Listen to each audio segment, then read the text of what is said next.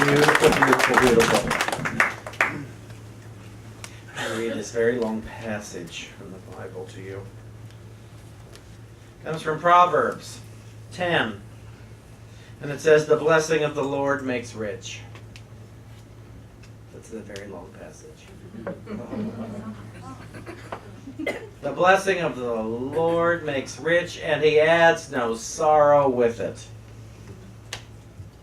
I do not have to be miserable in my wealth, in my prosperity, in my abundance. The blessing of the Lord makes rich. Now, in case you don't know, here in New Thought, we teach the Lord as law. The blessing of the law makes rich. Adhering to the law, seeking to live within the law is what makes us rich. Because then I don't have to figure anything out. It is my resistance to the law that, it makes the day hard. It makes being me hard. Is it hard to be you some days?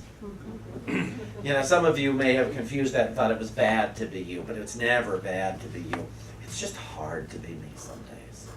And the reason that it's hard to be me some days is because of what I'm thinking about the day. This week, I'm getting lessons. Imagine that. Lessons. And what I'm finding out is the no thing that my world is. And I don't like the no thing because I realize I want the something. We had a flood in my office this week. I know, poor me, poor Shawn, he worked so hard. I walked in Tuesday, a pipe had broken into the coffee pot in the office next to mine, and squish, squish. I mean, big puddles. You don't know what I put away this morning from here. The fans we've had running all week, and that they're still running in my office, and the smell we're living with, and the noise, and I'm finding out it's like, and some of my personal stuff it's gone. It had to be thrown away. But I have to find it. Last night something happened at home that once again, and I start to think, I'm not safe anywhere. That's where the victim goes, but I'm not safe anywhere I go. I'm not safe at home, I'm not safe at work. All my stuff can be destroyed, all my stuff can be taken away. All my very being is in danger. And that's what I realized, that's what I'm thinking. I'm thinking my good could be absent, that my good could be taken away. And all these things happening is my good. To let me know that I have no thing.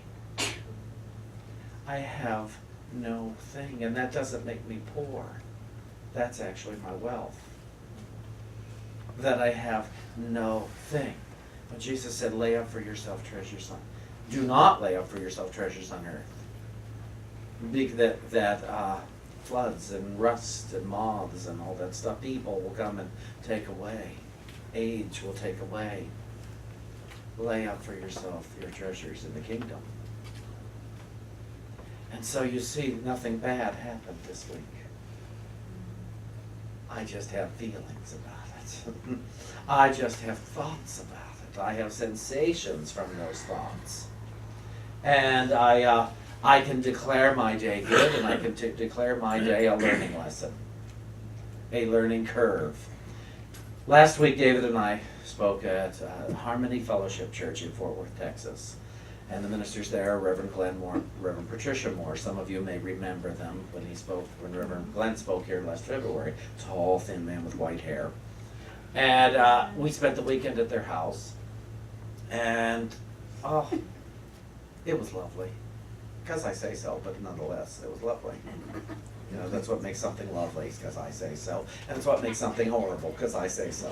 In case you don't know, what dictates everything in your life, you do. It's because you say so. And so you can argue, yeah, but this happened. Yes, it happened, and you said this about it. It's always because we say so. But Patricia recommended something that I'm going to recommend to all of you and myself, and that is to keep an evidence journal. An evidence of where good is taking place in your life that you might have overlooked. that you might quickly forget. An evidence journal. Now, Myrtle Fillmore here in a book I've been reading all year, basically. And it says prosperity in the home, because today's talk is called Deeply Grateful. Deeply grateful. And Myrtle says, you are to be as deeply grateful for every demonstration as you would be for some unexpected treasure poured into your lap. Literally. You are to expect prosperity because you are keeping the law. And you are to give thanks for every blessing that you gain. This will keep your heart fresh. Thanksgiving for good may be likened to the rain that falls upon the ready soil, refreshing vegetation and increasing the productiveness of the soil. When Jesus Christ had only a little supply from which to feed a multitude, he gave thanks for what he had, and that little grew into such an abundance that all were satisfied and much was left over. To keep an evidence journal for every bit of answered prayer and the answered prayer you didn't even know you were praying.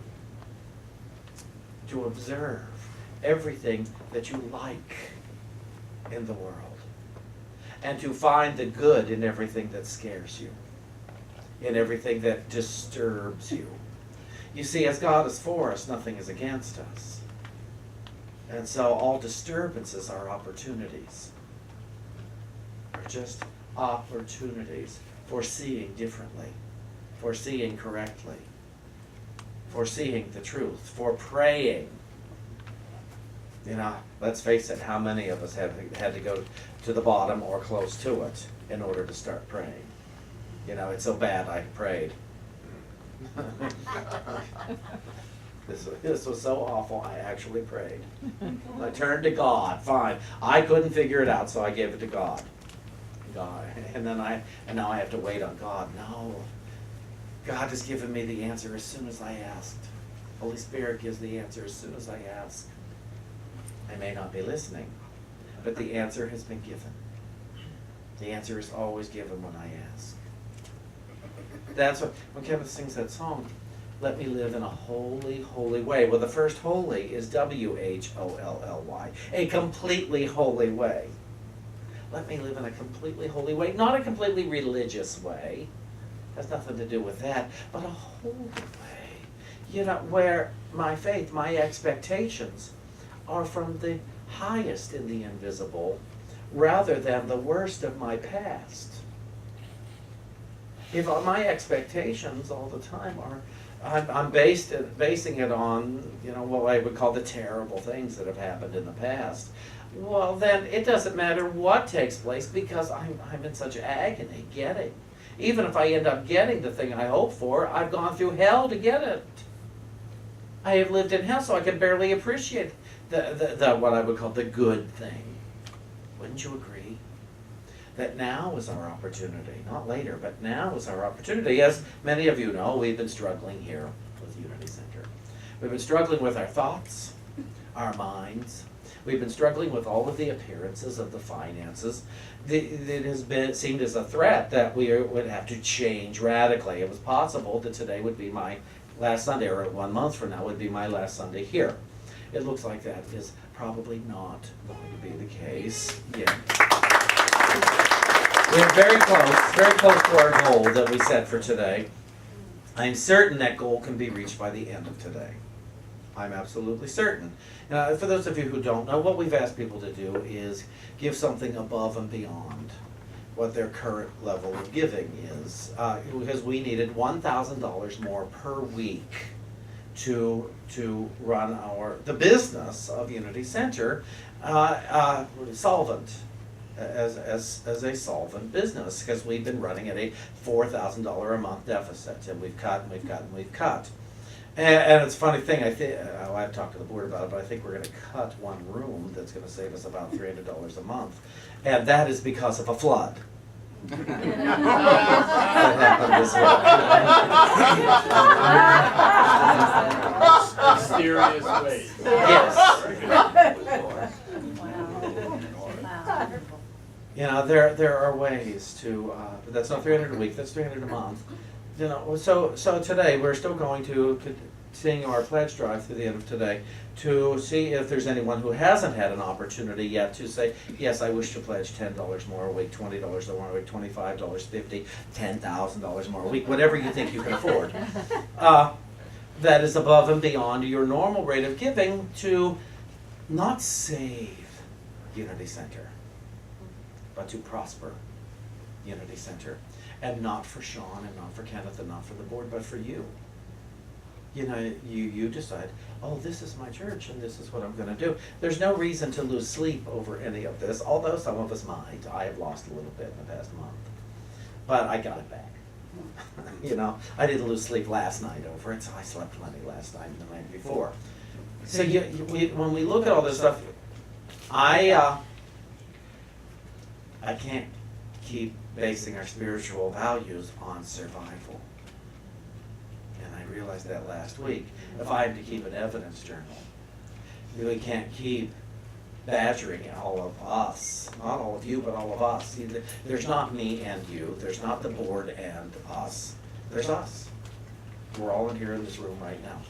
And so to look at my life, see, it's not the world, it's not the president's world, it's not Congress's world, it's not our elected officials' world, it's my world, and it's our world. It's not them and us, it's us, and it's not the people in the foreign countries and America. It's us, it's one earth. It's one earth.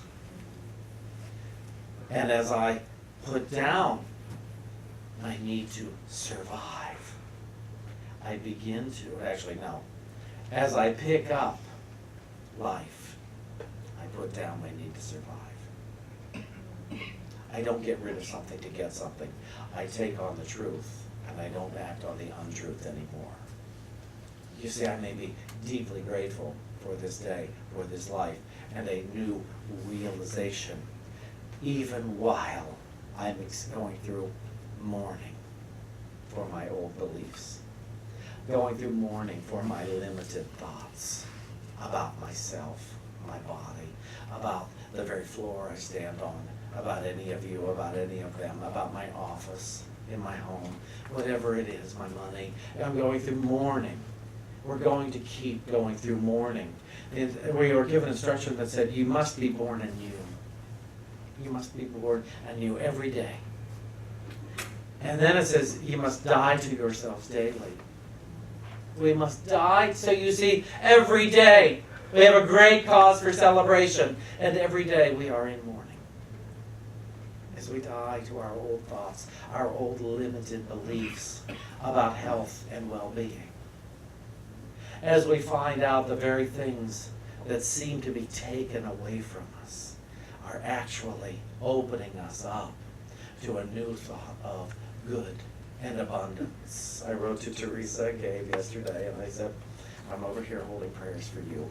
And the prayers knowing you are leaving your previous good and you are walking towards your next good.